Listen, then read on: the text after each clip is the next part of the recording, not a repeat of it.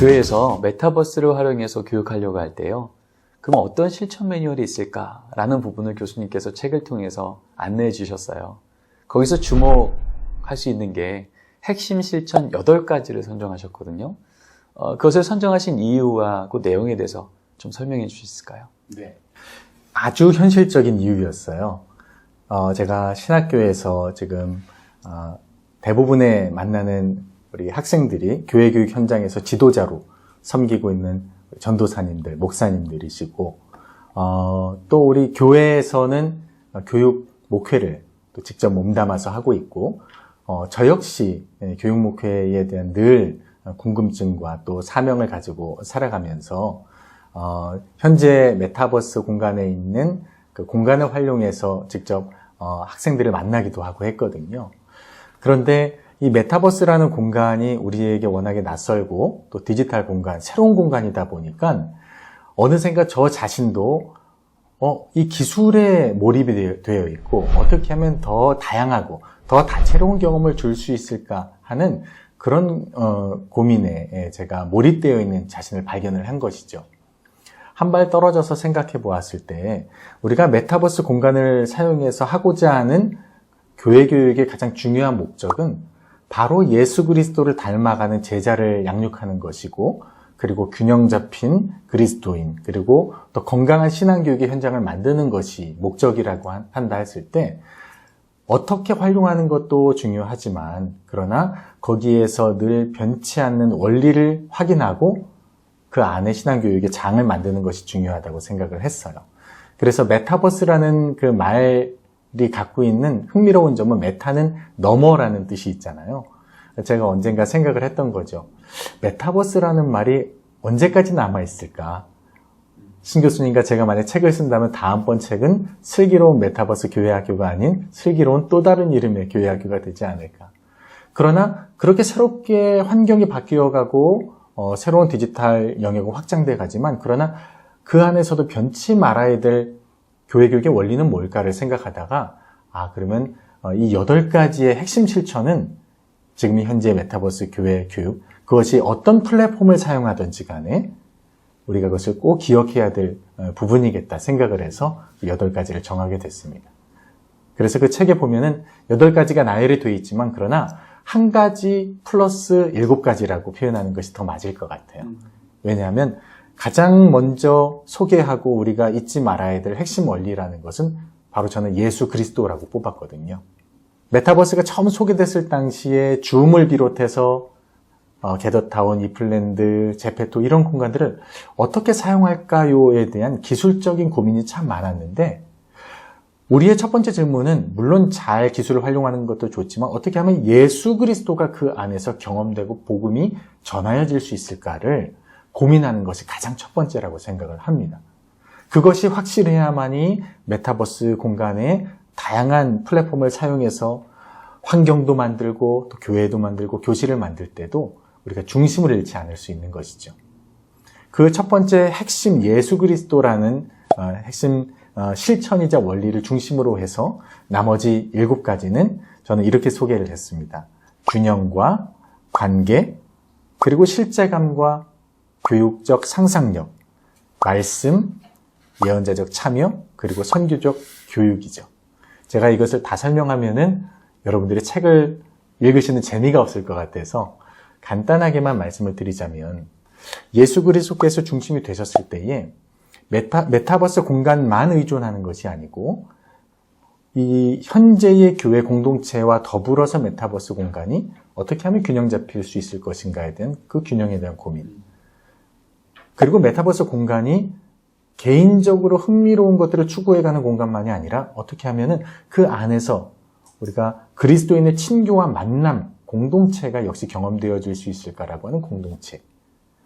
그리고 실제감이라는 부분. 특별히 실제감이라는 것은 굉장히 중요하죠. 메타버스 공간이 주목을 받는 이유는 마치 내가 그 가상의 공간, 증강의 현실을 경험하면서 실제하는 것이 아님에도 불구하고 그것을 실제하는 것처럼 느끼는 것이 실제감이라고 한다면 그러나 교육적인 실제감이라는 것은 단지 똑같이 어떤 물리적 환경을 복사해 놓는 것이 아니라 우리가 하나님의 실제 하나님의 현존 얘기할 때 하나님이 나와 함께 계신다라고 이야기하는 것처럼 교육적 실제감은 바로 하나님이 나와 함께 계심을 느낄 수 있도록 돕는 것. 꼭 똑같은 물리적 환경을 복사해 놓지 않는다 할지라도 정말 그 교육의 본질을 담아놓는 환경을 구현해내는 것. 그것이 실제감. 거기에 이제 우리의 상상력과 빠질 수 없는 하나님의 말씀을 오프라인 현장에서는 경험했던 것과는 또 다른 방식으로 오히려 마치 예수님이 오병이어 사건을 일으키실 때에 그 오병이어의 환경을 그 안에 어린이들에게, 청소년들에게, 장년들에게 보여주면서 그 말씀의 의미를 좀 더 생생하게 구현해 줄 수 있는 그런 말씀의 실제감. 그러면서도 디지털 리터러시라고 하는 그런 영역에서 분별력을 가지고 디지털을 대할 수 있도록 하는 안내. 마지막으로는 세상 땅끝까지, 새로운 땅끝까지 나아가서 단지 경험하는 공간일 뿐만 아니라 사역하는 공간으로서 안내하는 것. 이것 8가지가 우리가 놓치지 않는다면 플랫폼이 바뀌고 그리고 방식이 바뀐다 하더라도 그 안에서는 신앙 교육과 신앙 성숙 성장이 일어날 수 있다라는 그런 생각을 하게 됐습니다.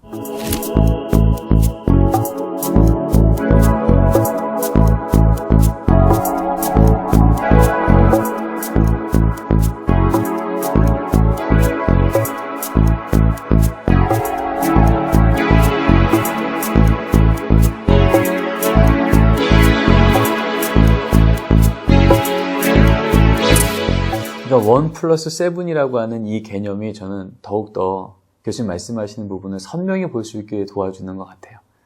마치 여행을 갈 때 나침반과 지도가 있듯이 지도는 현장에 따라서도 바뀔 수 있지만 나침반은 늘 선명한 그 길을 보여주는 것처럼 교수님께서 제안하신 부분이 이 메타버스를 현장에서 활용하려고 할 때 그렇게 또 이해되지 않을까라는 생각을 해보게 됐고요. 이어서 좀 던져드리고 싶은 질문은 아까 그 설명하신 것 중에 실제감이란 얘기를 하셨어요. 이 프레젠스라고 하는 마치 거기에 있는 것처럼 이 부분을 강조하셨는데 사실은 대면에서도 형성하기 쉽지 않은 게 라포잖아요. 이 친밀한 관계. 과연 이 메타버스의 이 공간 안에서 난 지금 저 선생님하고 같이 있어. 공동체랑 같이 있어. 이걸 어떻게 경험할 수 있도록 도울 수 있을까요? 네, 아주 중요한 질문이라고 생각을 해요. 실제감은 앞에서도 말씀드렸지만은 실제로 내가 누군가와 함께하는 것 같은 마치 어떤 구체적인 이 경험을 하는 것처럼 느끼게 하는 게 실제감이라고 한다면 우리가 교회 교육 현장에서 던질 수 있었던 질문은 과연 우리가 현장에서도 그 실제감을 누리고 있었는가라고 하는 하나의 반대되는 질문이죠. 메타버스도 마찬가지입니다. 메타버스 안에서도 그러한 어떤 사물에 대한 실제감, 예를 들어서 예배 공간을 어떻게 꾸미는가에 대한 예배 실제감도 중요하겠지만 결국은 그 안에서 우리가 신앙의 관계를 맺고 또 신앙의 공유를 나누는 그런 사람과 사람과의 실제감, 특별히 교회 교육 현장에서는 그 교사의 실제감을 느끼도록 하는 것이 중요한데 저는 그것이 이제 메타버스만으로 가능하다라고 이야기를 하지는 않는 것이죠. 결국은 균형 잡힌 온라인과 오프라인, 오프라인과 온라인 그것이 어우러지는 공간 속에서 어떻게 라포를 형성할 것인가의 부분이라고 고민하는 것이 맞을 것 같고요. 메타버스 공간 안에서 그 마음, 그 라포를 형성하는 것의 가장 중요한 부분이 저는 마음이라고 생각합니다. 성경에서 재밌는 예가 있어요. 이미 사도 바울 선생님도 비대면 사역 가운데에서 그들과 공동체와 관계를 잃지 않은 교사 실제감을 보여주었거든요. 그것은 당시에는 편지였죠. 당시에는 메타버스 하면은 그것이 바로 편지였어요. 그 사람을 만나지 못하지만 편지를 통해서 이 사람의 가르침을 느낄 수 있었고 그리고 실제를 느낄 수 있었고 나아가서 자신들을 아끼는 마음을 느낄 수 있었죠. 저는 이 얘기를 그냥 이론이 아니라 지금 교회학교 현장에서 직접 경험을 했거든요. 저는 청소년 자녀가 둘이 있어요. 둘 다 고등학생인데 비대면 예배를 드리면서 너무나 거리가 떨어져 있고 교회에 나가지 못하는 상황 속에서 그 교회학교의 선생님이 보여주셨던 그 교사 실제감이 워낙 강력했거든요. 오히려 대면 예배를 드릴 때보다 훨씬 많이 문자를 보내주고 그리고 밴드로 초대를 하고 다양한 가상 공간의 어떤 도전들을 통해서 오히려 아이는 선생님이 그 어느 때보다 가까이 있다는 걸 느낀 거예요. 그리고 그 종지부를 찍었던 것이 아이를 위한 선물을 들고 저희 집에 선생님이 찾아오셨을 때 그냥 가상 공간만으로 끝나는 것이 아니고 메타버스와 현장에 만나지는 경험을 그 아이가 한 거죠. 선생님이 그날 찾아오신 저녁에 저에게 이런 얘기를 하는 거예요. 아빠, 나 빨리 교회 가고 싶어. 아빠, 나 선생님 빨리 만나고 싶어. 저는 그게 교사 실제감에 경험된 고백이라고 생각을 하거든요. 가상 공간까지 찾아와서 나를 만나고자 하는 목자의 마음이 느껴질 수 있다면 그 교사 실제감을 통해서 아이들은 도전받고 또 교회를 그리워하고 복음을 그리워하고 하는 일들이 저는 메타버스 안에서도 가능하다 생각합니다. 교수님 얘기를 들으면서 복음서에 나오는 예수님의 사역 이야기가 생각이 났어요. 목자 없는 양같이 유익함을 보시고 애통하는 마음으로 여러 가지로 가르치셨다라고 말씀하셨는데 지금 우리 메타버스가 그 여러 가지 중에 하나겠죠. 거기에는 애통하는 마음이 있다는 거죠. 이 애통하는 마음이 결국은 그것을 받는 대상자들로 하여금 우리 함께 있어 라고 하는 실제감을 만드는 뿌리가 되지 않나. 그렇게 저는 이해를 했고요. 그럼 결국 저는 이제 지금 말씀과 좀 연결되는 것 같아요. 메타버스를 이용하는 게 다음 세대들에게 가상 공간만 의존케 하는 건가? 이미 그것은 아니라고 말씀하셨는데 워낙 그 부분에 대해서 우리 안에 걱정이 많은 것 같아요. 안 그래도 이 가상 공간 안에 빠져 살고 있는 아이들 이젠 좀 현장 나와야 되는 거 아니냐. 근데 계속 이 메타버스로만 더욱더 적극적으로 나갔을 때 오히려 그것을 정당화시키는 건 아니냐. 이제 이런 질문들이 또 있다는 거죠. 거기에 대해서 교수님의 좀 답변을 듣고 싶습니다. 네, 굉장히 중요한 질문이고 실제로 목회자 또 교사 조금 더 현실적으로는 부모님들이 그런 얘기를 하세요. 메타버스라는 얘기를 들었을 때 우리 아이들이 그 세계에서만 빠져 살면 어떡하지? 그런데 참으로 놀라운 거는요. 최근에 아이들을 직접 경험을 하기도 하고 또 어린이 청소년들에 대한 연구조사에 의하면 오히려 작년보다 청소년보다 어린이들이 그 resilient-하다는 회복력이 굉장히 빠르다는 이야기를 많이 해요. 그 부분은 어떤 상처에 대해서뿐만이 아니고 이런 디지털 삶에 대해서도 마찬가지라는 거지요. 물론 우리 주변에서 살아가는 아이들을 보면은 정말 주변에 누가 이름을 불러도 반응하지 않고 온라인에만 빠져 사는 친구들을 다소 보기는 하지만 그러나 그들은 하나님의 아름다운 창조물이자 또 하나님의 멋진 작은 창조자로서 부름받아서 디지털 공간뿐만 아니라 오프라인 영역, 대면 관계에 의해서도 늘 관심을 보이면서도 그것들을 참 균형 있게 살아가고자 하는 그 노력들이, 가능성들이 보인다는 것이죠. 질문은 타당하다고 생각해요.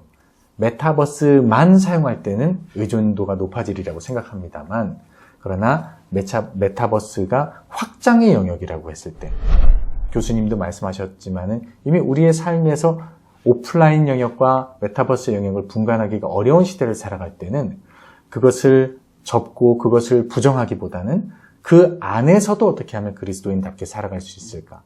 그리고 성령의 열매 중에 절제라는 것이 있는 것처럼 바로 신앙 교육 안에는 잘 활용하는 영역 안에 절제라는 영역도 같이 가르쳐서 그것이 어떤 의미를 담고 있고 그것을 어떤 목적으로 활용하는지를 어린이, 청소년, 장년들에게 안내하는 것이 굉장히 중요하다 생각 들고요. 메타버스뿐만 아니라 지금 온 국민이 가지고 있다고 해도 과언이 아닌 휴대전화도 마찬가지겠죠. 휴대전화를 통해서 지금 이미 거울 세계 라이프 로깅을 경험하고 있고 또 증강도 사실은 많은 핸드폰에 이미 앱도 깔려 있고 활용을 하는 경우도 있어요. 그러나 그것을 어떻게 활용하느냐는 그 사용자의 마음과 또 태도에 달려 있다라고 생각을 합니다. 그거는 어른들도 동일하다는 거죠. 그래서 교회 교육 안에서는 지금 그런 디지털 가상 공간의 세계에 대해서 늘 그것은 안 돼. 그것은 부정적인 공간이야 라고 하는 경향이 조금 더 많이 강했다고 한다면 그것을 어떻게 지혜롭게 활용할 것인가. 그것을 또 그리스도의 복음을 전하고 하나님 나라를 위해서 이 경험하는 공간으로 할 것인가를 이 교회 교육의 내용 안에 포함을 시켜야만이 지금 자라고 있는 어린이 청소년을 비롯한 장년들도 훨씬 더 의존도를 낮추면서도 지혜롭게 활용할 수 있는 그런 길이 열리지 않을까 생각을 합니다.